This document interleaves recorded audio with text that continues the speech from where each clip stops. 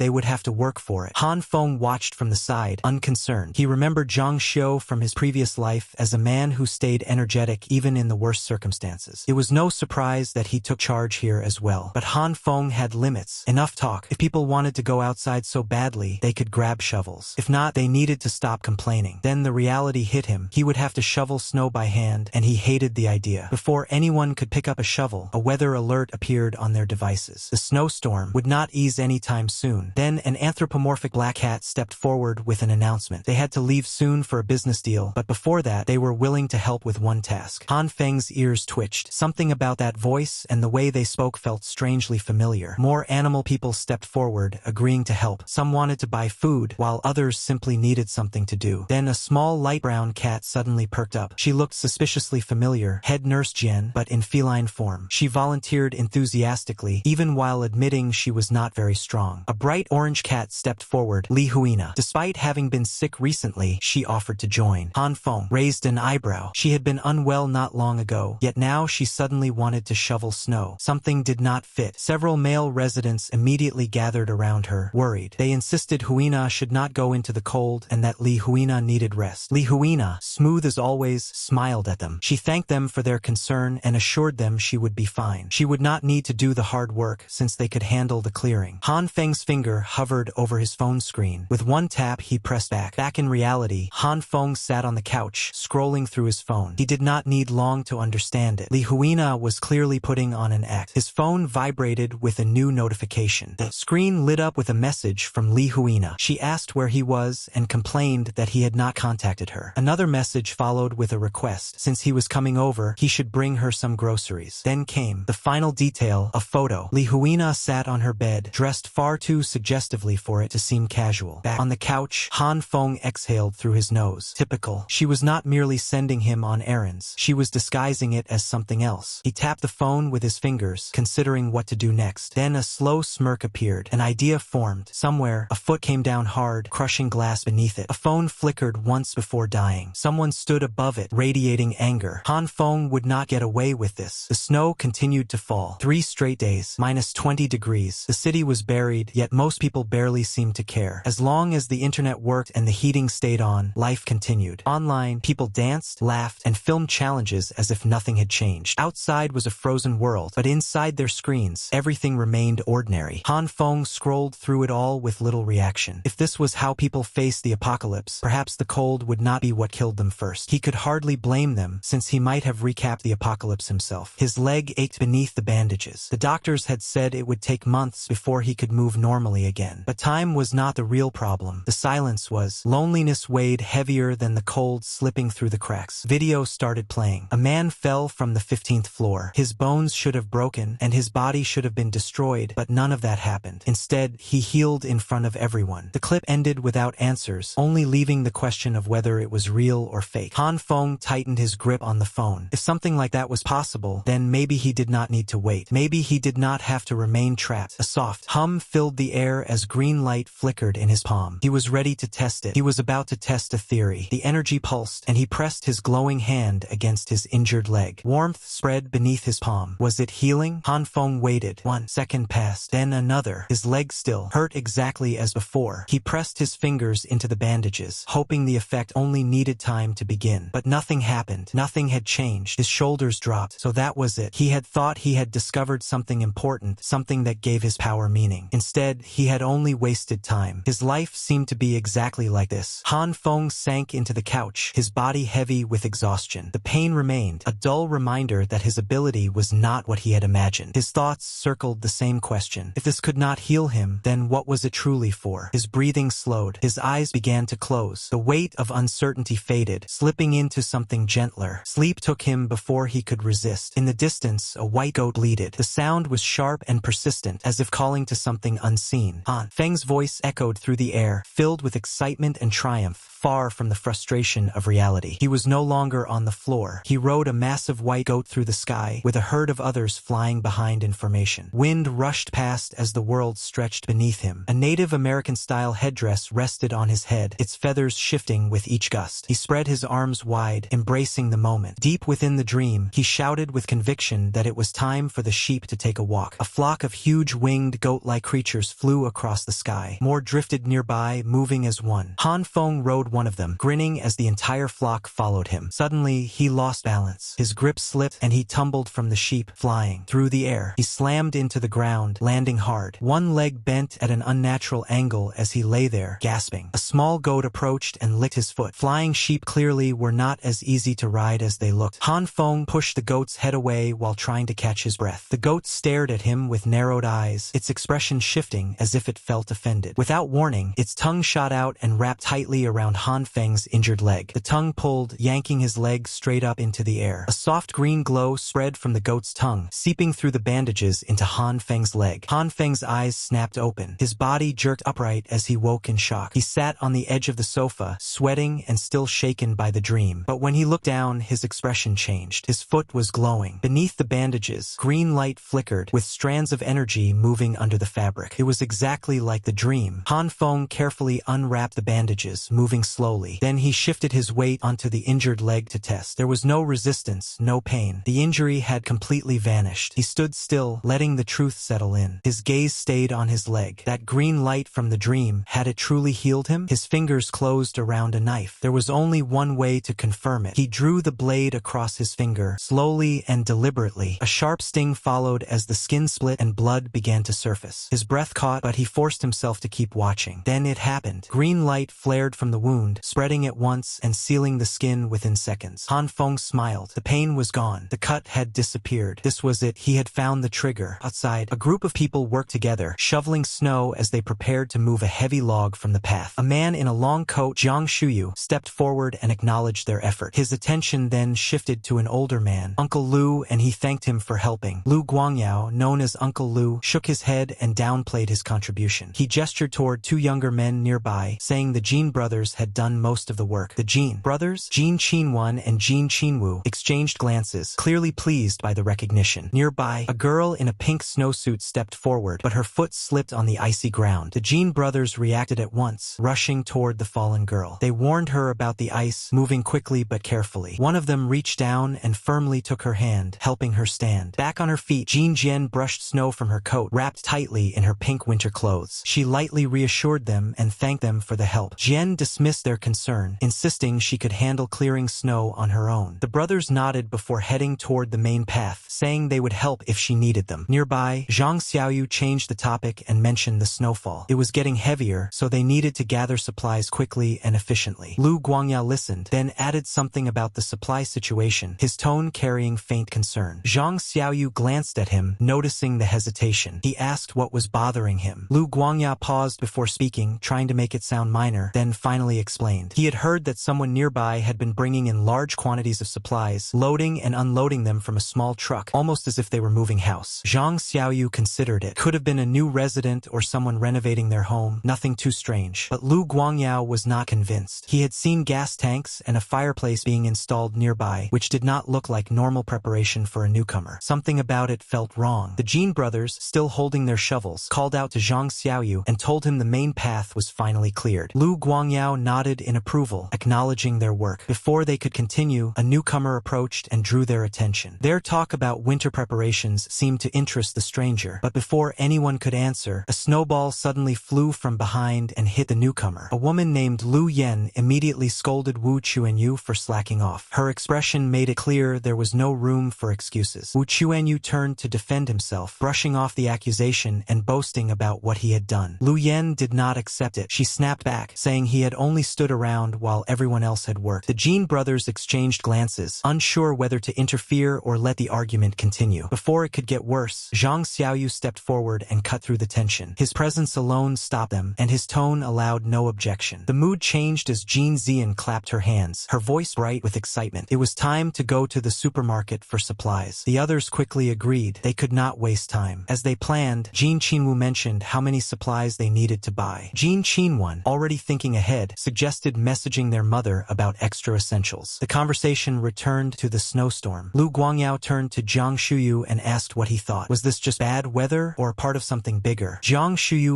listened with a thoughtful expression. After a pause, Jiang Shuyu dismissed the concern. He was not worried about the storm. In his view, it would not last. The snow would stop soon, and life would return to normal. He saw no reason to connect it to anything larger, but even if it continued, he added that having someone nearby with stocked resources might actually benefit them. Lu Guangyao nodded, accepting the logic. He reflected that young people often considered things in ways his generation did not. The city lay beneath a thick white blanket. Snow kept falling in waves, covering streets and buildings while the storm showed no sign of ending. Holding an umbrella, Jiang Shuyu called to the group and told them to line up properly. They had to move fast and return within 3 hours. People pushed through the deep snow, their steps slow and heavy. Cold air pressed around them as they moved forward. Elsewhere, snow drifted past the lit window of an apartment building, Han Feng's place. Then a loud noise suddenly sounded. A sharp thud broke the silence inside. Han Feng jerked awake, squinting in the dim light. A voice came through the door, calling him little brother. Still half asleep, he groaned in response. Drowsy, he rubbed his face and muttered an apology. He must have fallen asleep without noticing. The voice belonged to Li Zi, known as Brother Li. Li Zi stepped inside and went straight to business. He had brought the weapon Han Feng had requested, a semi-automatic, neatly packed in its case. Li Zi handed Han Feng a long bag, its weight making the contents obvious. Han Feng took it and nodded with appreciation. Li Zi was always prepared. He commented on Han Feng's politeness, sounding almost amused by the formality. Li Zi took a long drag from his cigarette, breathing heavily. The movement of his shoulders caught Han Feng's attention, prompting him to ask if he was all right. Without answering directly, Li Zi changed the topic. He asked whether Han Feng had heard about the supermarket in the East District. They had apparently cleared a path through the snow to reach it, only to find the place completely empty. Someone had looted everything overnight. Han Feng's expression changed. This was not what he had expected. His concern deepened. Looting was still happening even now. He had thought things had calmed down, but people were clearly still risking everything to gather supplies. Li Zi did not dwell on it. He breathed smoke into the cold air and told Han Feng to dress warmly before leaving. Han Feng nodded, tightening his hold on the bag, and told Li Zi he could buy some for him as he watched him disappear into the distance. Back inside, Han Feng entered the room and shut the door behind him. The weapon was now in his hands. His thoughts stayed on the emptied supermarket. It made no sense. Who could have cleared the entire place so quickly? Even a large group could not have moved that fast. Possibility crossed his mind. Could someone with dimensional abilities have done it? Someone able to bypass barriers, enter and leave unseen? The thought unsettled him. His fingers tightened against his palm. Green energy flickered from his hand, reacting to his thoughts. If such a person existed, it would be a serious problem. Han Feng leaned back on the couch and opened a book. If people with strange abilities truly existed, he needed countermeasures. The first step was understanding his own power. His notes covered the pages, filled with rough observations. Size manipulation, quantity control. His ability worked best on food, soybeans, broccoli, wheat, pork, but the results remained inconsistent. He picked a single soybean from the bowl and rolled it between his fingers. The success rate had been low, especially with canned meat. Those attempts failed far more often than the soybean tests. The pattern still made no sense. He focused, pushing energy into the failed soybean. Nothing happened. Confusion settled over him. Why was it not working this time? Before he could think further, energy suddenly burst in his palm. Frustration crossed his face as he clenched, his fist around a newly formed solid lump. His control over this ability was still unreliable. He exhaled and tightened his grip. If he wanted to depend on this power, he had to understand it completely. No more random outcomes. He crushed the object in his palm, determined to solve it. After countless failures, one attempt finally succeeded. In his hands was a healthy, thriving soybean plant. It was the first real sign that his power could be controlled. Exhaustion washed over him, but Han Feng released a relieved sigh. At last, he was beginning to understand it. He turned the plant in his palm, taking a brief moment to appreciate the success. Then his expression grew more thoughtful. The green energy was not stable. Each time he used it, the output felt different. Carefully studying the plant, he noticed a pattern. Different foods required different amounts of energy. Some absorbed the power easily, while others resisted it completely. Then realization struck. One small mistake mistake meant failure. The technique was not only about force, it required precision. And then something about the process felt familiar. He had seen this kind of energy input before. It reminded him of an online dancing game from years ago. The rhythm mechanics were almost the same, with energy values matching directional input keys. Each motion demanded perfect timing. To test the idea, he used his power again. This time, he did not rely on luck. He tried to control it. Sitting still, he focused inward. A green glow spread from his chest, pulsing in sync with his breathing. Mastering this ability was not about raw strength, but timing. The energy flowed smoothly. The plant in his hands grew at once. Excitement surged through him. He had done it. Now that he understood plants, it was time for the real challenge. He went to the kitchen, ready to test the method on meat. His first attempt failed badly. The meat melted into a black, revolting liquid, just as he had feared. But he did not stop. If the principle worked on plants, it should work on meat as well. Determined, he picked up a chicken leg. He only needed to apply the same logic. Han Feng steadied his breathing and focused energy into the chicken leg. The green light flickered, shifting as he searched for the correct energy value. Something felt wrong. Unlike vegetables, the process took longer, and the energy did not absorb as easily. Before he could adjust, the chicken leg burst into black goo, splattering across his hands. He tried again and failed. The energy flickered, another mistake. Again, the timing was wrong. Again, the result failed. Frustration grew with each attempt until his patience snapped. His voice echoed through the room as he shouted at nothing, furious at how difficult the process was. Han Feng was essentially being defeated by raw meat. Outside, dark snow drifted past the window. Inside, his kitchen had turned into a disaster. Black goo covered everything, marking one failed attempt after another. Han Feng stared at yet another ruined piece. He examined the meat in his hands, trying to understand what he kept doing wrong. There had to be a way to make it work. Closing his eyes, he took a deep breath. His hands began to glow again, but this time he changed his approach. Instead of forcing the power, he imagined playing that old rhythm game. The energy flow was not about brute force, but precise timing. The pulse aligned. He felt it clearly, like hitting the perfect beat in a game. He pushed forward and shouted as he caught the exact moment. With one final motion, he threw the meat onto the floor, his body tense and his breathing heavy. Exhaustion was setting in. Then he saw it. For the first time, it had worked. The process was complete and satisfaction settled over him. He had finally perfected the technique. Han Feng collapsed onto the floor, arms spread out. Groaning softly, he stared at the ceiling. After countless attempts, exhaustion had caught up with him. Even though his body felt as if it had survived a battle, a faint satisfaction remained. He had figured it out. The method for activating meat enhancement was finally clear. The screen flickered with a news broadcast. A reporter announced that the severe snowstorm had now entered its third day. Across storm-covered roads nationwide, the crisis was being called the worst snowstorm of the century. Han Feng lay on the couch with his eyes fixed on the TV. The broadcast explained that the government was taking measures to maintain basic living conditions during the emergency. The report then warned of widespread infrastructure failures as utilities began collapsing across several regions. Residents were told to stay where they were and wait for official support. The reporter urged everyone to remain indoors unless absolutely necessary. Han Feng listened without concern. He had already seen this in his previous life. Then a notification appeared on his phone. A new group message had arrived. Han Feng skimmed the chat. The first message came from someone in Unit 1701, complaining that calls to the government were not going through. His brows tightened. Scrolling further, he saw another complaint from a resident in Unit 1202, frustrated that no further updates had been given. At the Happy Housing Complex, a group of anthropomorphic cats argued among themselves. Han Feng noticed that some were calmly waiting for help, while others were becoming restless and considering how to deal with the situation on their own. Suddenly, a new voice cut into the debate, questioning whether they truly believed the news. Everyone turned toward the source. At the edge of the group, Uncle Lu, an older and weathered creature, stepped forward. His face was grim. He did not trust the official reports. If everything was under control, he argued, then actual aid should have already appeared. Uncle Lu continued, pointing out that there were no military vehicles, no supply trucks, and no movement toward City A. Something did not add up. If anything, it looked like the beginning of something worse. Silence settled over the group. The realization spread slowly. Some exchanged uneasy looks, while others shifted in discomfort. Fear began to take hold. If Uncle Lu was right, this was not only a snowstorm. Could be the start of something far bigger. The Happy Housing Complex, a large crowd of anthropomorphic animal residents gathered. The air was tense. Rumors of war had begun to spread, and uneasy murmurs moved through the crowd as fear grew. Someone asked uncertainly what they were supposed to do now. Han Feng listened, but his thoughts drifted. He had seen this before. In his previous life, moments like this had unfolded with the same chaos. boss. Jiang Shuyu stepped forward with a firm expression. The situation was serious. Waiting passively was no longer an option. They had to act now to protect themselves. His tone sharpened as he explained the reality. Some residents were already running short on food. As for government aid, no one knew when it would arrive or whether it would arrive at all. They could not afford to wait. He offered a solution: shared supplies. Those with extra food should donate to those in need. To set an example, he offered half of his own stock. The crowd went quiet. Some seemed touched by his generosity, while others looked worried. A few exchanged uncertain glances. A debate began. Wu Kuan-Yeo spoke about mutual support and suggested a formal donation effort, but not everyone agreed. The tension rose when Li Huaina was singled out. Wu Kuan-Yeo directly asked her to contribute, but the question stirred old resentment, bringing past refusals and accusations back to the surface. Someone in the group apologized, saying they would help if they could, but barely had enough for themselves. Another suggested asking more people, stressing the need for collective responsibility. Despite the initial doubt, the mood began to shift. One by one, residents stepped forward. Hesitation faded, replaced by growing solidarity. Soon, the communities started working together. Food, medicine, clothing, and other aid were offered. The donation effort became organized, with a system forming to manage the supplies. Zhang Xiu thanked everyone for making the donation effort possible and proposed that the building owners should oversee distribution. With that, he officially created the Interim Owners Committee, a group tasked with managing and distributing the collected supplies. Han Feng leaned back and watched. He had seen this before. In his previous life, this committee had not been as noble as it appeared. What began as a system for order had turned into a method for controlling people's resources. Meanwhile, the temperature dropped to -40 degrees. Heavy snow buried the city beneath a ruthless freeze. Central heating failed, and people became desperate for warmth. Han Feng already knew it would only get worse for everyone except him. Lost in thought, Han Feng was suddenly pulled back by his phone ringing loudly. He almost dropped his controller, frantically pressing buttons to pause his zombie apocalypse game before answering. A voice on the line told him the roads were being cleared because of the snowstorm. Han Feng lowered the phone, irritation rising. Their urgency was meaningless. Any cleared road would be buried again within hours. In the building lobby, Han Feng looked outside as snow continued covering everything. His thoughts settled on one point. Keeping distance from the others was the safest way to protect his secret. The weight of the snow that fell overnight had created a serious problem. The entire ground floor entrance was completely blocked. The neighbors gathered at the doors, staring at the massive snowdrift trapping them inside. Some discussed solutions, while others suggested forcing the door open. One neighbor turned to Han Feng and asked for his help. He hesitated, then reluctantly agreed. The group pushed against the door together, coordinating their effort. The heavy snow held them in place, forcing everyone to use all their strength. Finally, the door burst open, but a violent wall of wind and ice immediately rushed inside. Massive blizzard raged beyond the entrance, catching everyone off guard with its force. The cold was unbearable. The wind screamed, and snow struck their faces. The neighbors recoiled, barely able to stand against the storm. Han Feng curled inward, shaking hard as the cold cut through him. He knew it would be freezing, but this felt like death itself. His thoughts raced through frostbite, hypothermia, and worse. Back inside, the group retreated from the storm and gathered to decide what to do next. Someone muttered that only a complete fool would go outside in that weather. As if responding to that, a loud, confident voice cut through the tension. Han Feng froze. He knew that voice. Li Zi stepped forward. His presence filled the room, and his posture radiated confidence. He looked over the group and shook his head, dismissing them as cowards for fearing snow. The neighbors exchanged uneasy looks. This was not courage, but recklessness. They urged Li Zi to think clearly before stepping outside. Li Zi ignored their concern. He slowly drew on his cigarette, the ember glowing in the freezing air. Then, without warning, he threw himself into the blizzard. His battle cry tore through the storm as he charged forward, shoveling and clearing snow through sheer force. The storm raged around him, but Li Zi refused to stop. He kept shouting like a soldier on a battlefield, smashing through snowdrifts with every swing. The neighbors watched in stunned silence as he carved a path through the snow like a one-man army. It should not have been possible, yet he was doing it. Then his voice suddenly cut through the wind. He was calling for help. By the time they reached him, he was coughing hard, his body shaking from the cold. The doors slammed shut behind them as they dragged him back inside. Li Zi collapsed onto the floor, gasping for air. The others rushed to him in growing concern. Han Feng stepped closer and watched carefully, asking whether Li Zi could still stand. Steadying himself, Han Feng turned to the group. They needed a plan. First, they had to reach the car park and find whoever was in charge. Once the storm weakened, they could decide what to do next. The storm showed no sign of easing. Snowfall grew harsher, piling higher as the wind threatened to bury everything. This was already beyond what people could handle by strength alone. A man walked toward the parking garage entrance, moving slowly but with purpose. Whether he was searching for shelter or someone specific was unclear. Jiang Suyu stepped forward and addressed the gathered crowd in a steady, controlled voice. The plan was simple. Once the storm weakened, they would clear the snow together. Until then, the basement car park would serve as the main collection point for donations. Han Fong narrowed his eyes when he noticed Jiang. That surname was familiar. The crowd listened closely to every word, but Han Fong was not focused on the speech. His attention stayed on Jiang Suyu, the man leading the so-called relief effort. Jiang Suyu smiled and thanked everyone for their support. He continued, saying he had not expected so many owners to volunteer donations. He assured them that their help would greatly support those already struggling. The crowd spoke about their hardships, admitting that mutual help might be the only way to endure this. If they stayed united, they still had a chance. Han Fong remained silent and watched. They believed they could survive by sharing, but he knew the truth. This disaster was only starting. Sooner or later, they would regret giving away their supplies. Beside him, Li Zi mentioned that he was leaving. Han Fong barely reacted, still absorbed in thought. He nodded to acknowledge him, but then something drew his attention. Among the crowd, a girl in a blue winter coat carried a stack of neatly wrapped presents. Her arms were full, and she moved carefully until someone bumped into her. The impact threw her off balance, sending the gifts slipping from her hands as she stumbled. Before she could fall onto the icy ground, a hand caught her arm and steadied her. Han Fong had reached her just in time. She regained her balance, then paused as recognition appeared in her eyes. She remembered him. Her gaze lowered, and then she noticed it. His leg had fully healed. Han Fong's stomach tightened. She was already asking how he had recovered so fast. He had no answer. His mind raced for an explanation, and for the first time in a long while, he felt exposed. Han Fong kept his face calm and explained his unusually quick recovery. He said that his injuries, even serious ones, tended to heal completely within a few days. His tone sounded casual, but the statement carried weight. The nurse paused, clearly surprised. Recovery that fast should not have been possible. Her eyes stayed on his leg, quietly checking for any trace of injury. But there was nothing. He stood steadily and moved normally. She did not question him directly, yet her amazement was obvious. To shift attention away from himself, Han Fong noticed the heavy-looking box in the nurse's arms. He immediately offered to carry it. She shook her head with a polite smile and said it was heavy. Han Fong dismissed her concern, insisting it was nothing for someone like him. He was strong enough, and besides, it was a small way to repay her for treating his injury earlier. The nurse hesitated, then finally handed it to him. Since he insisted, she would not argue, but she warned him again that it was heavier than it looked. The moment Han Fong lifted the box, his knees almost gave out. His arms tensed as he fought to hold it up, the weight dragging him down. Holding it was already difficult. Carrying it would be worse. He adjusted his grip, trying not to look completely overwhelmed, and asked what was inside. The nurse casually explained that it was only donated medical supplies. Han Fong exhaled slowly, keeping his expression neutral. He had expected bricks or something heavier, but apparently this was pure weight. Seeing his obvious struggle, the nurse tilted her head with mild amusement and asked if it was too much, offering to take it back. Han Fong straightened at once, brushing off her concern before she could respond. He shifted the box slightly and adjusted his grip, trying to make it look like everything was under control. It absolutely was not. As they walked, Han Fong kept the conversation going and casually asked whether she had always been this strong. The nurse nodded, saying she was stronger than most men. Her tone remained casual, presenting it as a simple fact rather than a boast. Then she faltered mid-sentence. A faint blush appeared on her cheeks, and her posture stiffened slightly. Han Fong noticed her reaction with growing curiosity. She avoided his eyes, clearly flustered. There was more behind her words than she wanted to reveal. Jin Su quickly corrected herself, waving off her earlier comment as if it meant nothing. She apologized, obviously struggling to explain what she meant. Something had happened, but putting it into words was difficult. She hesitated and glanced at him, as if deciding how much to say. Then she suddenly stopped, realizing she had never asked his name. Han Fong accepted the change in topic and casually introduced himself. Jin Su smiled faintly and introduced herself in return. Her voice sounded more relaxed as she said she was glad to meet him, as if the moment had eased her nerves. Han Fong nodded, but his expression shifted slightly. Her name stayed in his mind longer than expected. His gaze flickered as his thoughts drifted. Then Jin Su broke his focus by asking what he did for work. Without thinking, he said he was unemployed. Jin Su blinked, visibly surprised. Han Fong noticed and tilted his head, wondering why that was so unexpected. Before she could answer, someone passing by bumped into her and knocked her off balance. She stumbled sideways, unable to steady herself in time. Before Han Fong could react, she fell directly against his shoulder. Han Fong immediately tensed. He realized at once that her chest was pressed against him. His body froze, and heat crept up his neck. His heartbeat quickened, though he forced his face to remain calm. Jin-Soo, still recovering her balance, seemed unaware of the effect she had on him. Once she stood properly, she quickly apologized and treated it as a simple accident. Han Fong exhaled, nodded, and muttered that he was fine, though he avoided her eyes a little longer than usual. Before the moment could settle, another voice cut in. Li Huina approached and greeted Han Fong with familiarity. Her tone sounded casual, but her expression carried pointed curiosity. She was not just greeting him, she was questioning why he had never mentioned going out. Without hesitation, she subtly took his arm and pulled him closer while looking toward Jin-Soo. Her voice stayed light, but there was an edge beneath it as she asked who the woman was. Then she tilted her head slightly and asked whether she was his friend. Jin-Soo shifted uneasily, sensing the change in mood. With a brief and polite excuse, she said she would handle the supplies herself. Han Fong simply nodded and did not argue. As Jin-Soo walked away, Han Fong turned to Li Huina and asked why she was there. She explained that she had come to collect supplies, then added that no one had heard from him and she had been worried. Han Fong casually said he had been about to message her. Li Huina immediately scoffed, unconvinced. The claim was clearly false, especially after she had just seen him chatting comfortably with Jin-Soo. Instead of arguing, Li Huina changed the subject completely. She bluntly said she had run out of food and needed some. A smirk appeared on Han Fong's lips, showing that he was clearly amused by the sudden request. Despite his amusement, he still offered her some of his own food, even though his supplies were already limited. While doing so, he casually reminded her that she still had not answered his previous message. Then, almost without thinking, he added that she could stay at his place for a few days. Li Huina stiffened slightly, clearly caught off guard by the offer. Her usual calm slipped for a moment, and a faint, flustered look crossed her face before she quickly tried to compose herself. She searched for an excuse, explaining that she had not fully understood the message he sent earlier. If he truly wanted to talk, she noted, he could have contacted her online. Han Fong only shrugged and turned to leave. If she was not coming, there was no reason for him to stay. Just as he stepped forward, Li Huina suddenly grabbed his jacket collar and pulled him back slightly. Her movement carried hesitation, but also a clear reluctance to let him leave. Li Huina studied Han Fong carefully, then said he seemed different lately. Her tone changed as she insisted that her feelings for him had always been sincere. Her posture grew tense, and she fidgeted while continuing. With hesitation in her voice, she explained that she did not want others thinking she was with him only for money. She asked for more time, as if needing proof that he would not misunderstand her. Han Fong did not answer right away. His gaze darkened as his thoughts turned inward. In his first life, he might have believed her, but that was before his death, before betrayal destroyed his old illusions. His thoughts went cold. If he had not personally experienced death, perhaps he would not be so certain of what was coming, but he had. He knew the truth beneath her surface. Silently, he vowed to tear away her mask, no matter how convincing it looked. If the one responsible for his murder was still hiding nearby, then he only needed to wait. The same pattern would happen again. He exhaled slowly and regained control. There was no need to search for the killer when the past was already showing the path. He made his decision. He would let Li Huina lead the attacker to him again. The intensity vanished from his face at once as he returned to a casual expression. With an amused tone, he told her he had only been teasing. Li Huina stared at him, clearly unsettled by the sudden shift. Her confusion remained as she processed his words. Keeping his tone light, Han Fong said he was willing to wait for her message whenever she was ready. He also assured her that he would bring the supplies tomorrow. Li Huina's expression softened slightly, showing faint gratitude as she accepted. After that, they parted ways. Li Huina mentioned that if anything happened, they could talk online. Han Fong nodded and gave her a brief farewell. As she turned away, he casually reminded her to look after herself and avoid catching the flu. Li Huina kept walking, but a faint tension stayed in her shoulders. Her pace quickened slightly, and her expression became difficult to read. It might have been annoyance or something else. Han Fong watched her leave with a slight smirk on his lips. Later that night, back in his apartment, Han Fong sat at the table and enjoyed a freshly cooked meal. Steam rose from the food, its warmth offering comfort against the freezing weather outside. As he took another bite, his phone buzzed several times beside him. He glanced at the screen and saw multiple messages from Li Huina. He did not bother opening them. Instead, he leaned back and continued enjoying his meal. Outside, the cold remained merciless, but inside it was warm, comfortable, and secure. Han Fong sat at the table with a hot meal before him, though his thoughts were elsewhere. His latest experiments had proven something important. Meat could not be enlarged endlessly. The process had clear limits. What mattered more was the second discovery. Meat, like soybeans, could be reproduced again and again. That changed everything. He picked up a piece of steak and turned it between his fingers. His texture was perfect, no different from the original. With enough control, he could eat half and use the other half for regeneration. It followed the same principle he had already used with bean cultivation. He arranged the method in his mind. Half a steak, combined with soybeans and placed under 2 types of energy, would become a full steak again. It was a perfect cycle of dividing and restoring resources, one that could continue repeatedly and increase the amount each time. The realization settled heavily in him. He would never need to worry about food again. He leaned back slightly, eyes resting on the meal before him. After several tests, the outcome remained stable. This was not merely a useful trick. It was guaranteed survival. The TV played in the background, the familiar flat voice of a news reporter filling the room. Han Feng barely looked up at first until part of the report caught his attention. The screen showed a snow-covered island, a place that should never have known winter. The reporter stood in the middle of a frozen wasteland, completely unlike what the location was supposed to be. The Maldives, once a tropical paradise, was now buried beneath thick ice. The camera moved across the devastation. The entire island was covered in white. The nearby ocean, once bright blue, had frozen solid. The ice was spreading so quickly that it could be seen moving with the naked eye. The reporter explained that the ice layer had already grown dangerously thick, and similar conditions were now appearing across the equator. The whole planet was sliding into an irreversible deep freeze. Han Feng watched with an unreadable expression. The media always softened the truth. If they were showing this much destruction, the real situation was far worse. The world was not simply changing. It was collapsing. A sudden blast shattered the moment. A deep concussive force shook the walls, and the vibration knocked his drink from his hand. Liquid splashed across the table as Han Feng shoved his chair back, instincts taking over. His eyes snapped toward the window. Outside, the night was no longer quiet. Something had exploded. Another burst lit up the sky. Han Feng kept his gaze steady and counted in his head. The 7th one. The pattern was too clear to ignore. Something was happening in the city, and it was not random. Every explosion had a purpose, though he still could not tell whether it was a warning or an attack. A low rhythmic hum rolled across the sky, cutting through the snowfall. He looked up, narrowing his eyes as a formation of military helicopters swept over the city. Their dark silhouettes stood out sharply against the blizzard-filled skyline. Their presence alone confirmed what he already suspected. This was not simple civilian panic. He reached for his phone and scrolled through the newest updates. Chaos had already spread among the owners. Their messages were full of fear and speculation. No one had answers, only frantic reactions. Amid the confusion, one fact became clear. Bartering had taken over the basement car park. Food, supplies, warmth, everything had become currency. Those who had prepared now held power, and wherever power existed, conflict followed. Arguments turned into fights as some exploited the growing desperation. A system was forming, but it was not built on trust. Surprisingly, a small group of owners, despite struggling the most, had begun distributing free resources. In the group chat, they directed others to the basement, offering supplies to anyone in need. Han Feng frowned slightly. This was not how things had happened before. Something had changed. As Han Feng descended into the car park, his breath fogged in front of him while the brutal cold wrapped around his body. His shoulders tightened as the chill cut through his clothes. A sharp sneeze escaped before he could stop it, disappearing into the murmur of gathered voices. He grumbled quietly. Even after all his preparation, this level of cold still affected him. He had prepared for betrayal, conflict, and starvation, but not enough for the weather. As he passed a group of people, a voice reached him. Someone casually said they had only come to gather information. Han Feng kept walking, but the change in tone caught his attention. This was not idle talk. His mind worked quickly as he pieced things together. He had seen this neighborhood collapse into rebellion before his rebirth. He remembered who had been involved and how the chaos began. But something was wrong. The people who had once led the rebellion and exploited the weak were now distributing resources instead. That was not how events were supposed to unfold. Han Feng's gaze stayed on the long lines forming in the basement. The cold and desperation were exactly the kind of pressure that broke people. If history was repeating itself, why did it feel like the script had changed? He exhaled slowly, watching his breath curl in the air. This was not only about survival. Something larger was moving beneath the surface. If he wanted answers, he would have to look deeper. Han Feng stood at the edge of the crowd, his eyes moving over the long lines of people waiting in the freezing basement car park. The number of households struggling for basic supplies was shocking. This was the breaking point where survival turned into desperation. A sharp voice cut through the noise. A man in line argued with the aid distributors, his tone full of anger. He was not asking for extra supplies. He wanted back what he had donated. The distributors stayed firm. Everything had already been divided, and each person was receiving an equal share. The man kept demanding more. His voice grew louder as he insisted that since the supplies had originally belonged to him, he had the right to take them back. But the distributors did not yield. The resources were no longer private property. They now belonged to the survival effort. Jiang Ziyu, standing among the aid workers, calmly handed supplies to someone in line before turning to the man. His voice stayed steady as he tried to reason with him, promising compensation once the crisis passed. The reply came harshly. The man scoffed, his anger boiling over as he said no one knew how long the snowstorm would last. What use was a future promise